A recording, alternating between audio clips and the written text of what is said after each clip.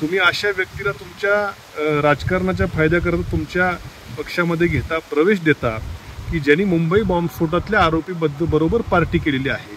त्यावेळेस मात्र तुम्ही खूप त्याच्यावरती आक्षेप घेतले। आज मात्र तुम्हाला तो माणूस सज्जन वाटला, तुम्ही त्याला पक्षप्रवेश दिला। तुमच्याच महायुतीतल्या आमदारांनी त्याला विरोध केला तरी देखील तुम्ही त्याला पक्षप्रवेश देता। एकतर तुमच्याकडे पैसे नव्हते, तुमचे पैसे तुम्ही दुसऱ्या गोष्टीला तुम्ही वापरले, किंवा तुम्हाला कदाचित ते टेंडर कोणाला तरी तुमच्या कार्यकर्त्याला देण्याकरता दबाव त्या ठिकाणी आणला गेला असावा।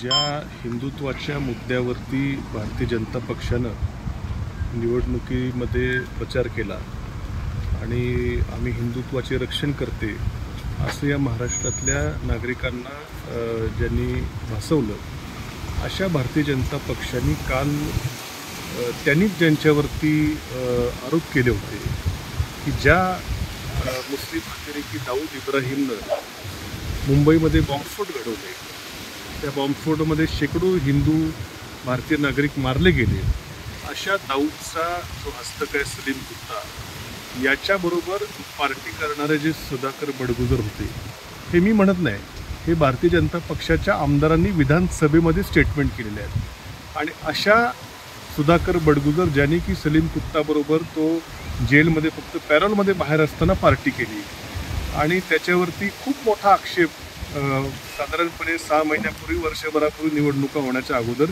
भारतीय जनता पक्षाच्या लोकांनी केलं। आज त्यालाच पक्षप्रवेश भारतीय जनता पक्षाने दिलेला आहे। मग तुमचं हिंदुत्व हे फक्त निवडणुकीमध्ये प्रचार करण्यापुरतं हिंदुत्व आहे। तुम्ही अशा व्यक्तीला तुमच्या राजकारणाच्या फायद्याकरता तुमच्या पक्षामध्ये घेता, प्रवेश देता की ज्यांनी मुंबई बॉम्बस्फोटातल्या आरोपी बरोबर पार्टी केलेली आहे। त्यावेळेस मात्र तुम्ही खूप त्याच्यावरती आक्षेप घेतले आणि आज मात्र तुम्हाला तो माणूस सज्जन वाटला, तुम्ही त्याला पक्षप्रवेश दिला। तुमच्याच महायुतीतल्या आमदारांनी त्याला विरोध केला तरी देखील तुम्ही त्याला पक्षप्रवेश देता। म्हणजे तुमचं हिंदुत्व हे फक्त निवडणुकीमध्ये दाखवण्यापुरतं आहे। ज्या माणसांनी शेकडो मुंबईकरांच्या निर्घृण हत्येला जबाबदार आहे, अशाबरोबर पार्टी करणाऱ्या माणसाला जर तुम्ही पक्षामध्ये प्रवेश घेता, फक्त तुमचं हिंदुत्व असेल, तुमचं हे भारतीयत्व पुळका असेल, हा फक्त निवडणुकीपुरता आहे।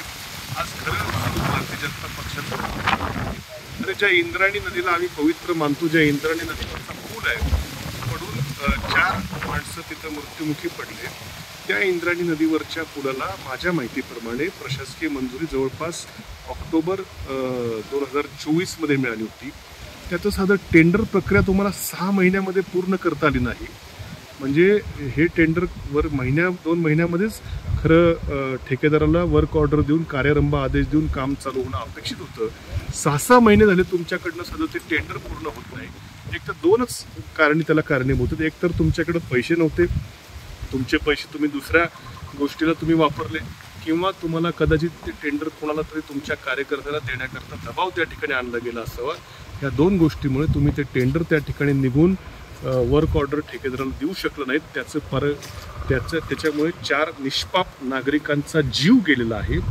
आणि म्हणजे तुमच्या या भ्रष्टाचारामुळे असेल किंवा पैसे दुसरीकडे वापरण्यामुळं या महाराष्ट्रातल्या नागरिकांचा अक्षरशः जीव जातोय, तरी देखील तुम्हाला याची काही पर्वा नाही। खरं सार्वजनिक बांधकाम मंत्री कोण असेल त्यांनी याचा काहीतरी मनाची लाज वाटून खरं राजीनामा द्यायला पाहिजे, मुख्यमंत्र्यांनी राजीनामा द्यायला पाहिजे, पण ते खूप लांबची गोष्ट आहे। पण मात्र अशा परिस्थितीमध्ये सरकार, आमचं नगर मनमाड हायवे आता अक्षरशः म्हणजे लोकांनी कित्येक निष्पाप, ते देखील हिंदूच होते, त्यांचा कित्येक निष्पाप लोकांचा बळी गेला, तरी अजून मात्र काही आत्ता या पावसाळ्यामध्ये देखील आपण बघितलं असेल किती खड्डे पडलेत। जे काय पॅच मारले गेले आत्ता 4 महिन्यापूर्वी, त्याचे पैसे नेमके काय झालं त्याच्यामध्ये, आत्ता मारलेले पॅचेस जर उकडत असतील पहिल्याच पावसामध्ये, अख्खा पावसाळा जायचा, त्याच्यामध्ये आता कित्येक लोकांचे काही बळी जातील का काय, अशी देखील आम्हाला भीती वाटते। आणि म्हणून फक्त हिंदुत्वाच्या नावावरती तुम्ही राजकारण करता, मात्र लोकांची बळी घ्यायचं काम इथं या भारतीय जनता पक्षाच्या सरकारचं चालू आहे। देव यांना सद्बुद्धी देव, अशी प्रार्थना मी देवाकडे त्या निमित्तानं करतो। सोशल मीडियाच्या भाऊ गर्दीत विश्वासार्हतेने चकाकणारे नाव म्हणजे लेट्सअप मराठी। सगळ्यांना, सगळ्या नागरिकांना ती स्पीच, ती लेट्सअप वरील मुलाखती म्हणजे विचारांचा खजिना। त्यानंतरच्या निवडणुकीमध्ये मला सोडून गेले। बातम्या केवळ वस्तुस्थिती सांगणाऱ्या, न प्रोपगंडा, फक्त जनतेचा अजेंडा।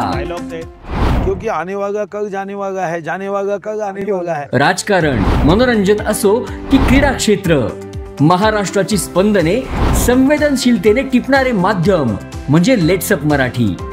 जगासोबत एक पाऊल पुढे राहण्यासाठी लेट्सअपचे ॲप, सोशल मीडिया आणि वेबसाईट सोबत कनेक्टेड रहा.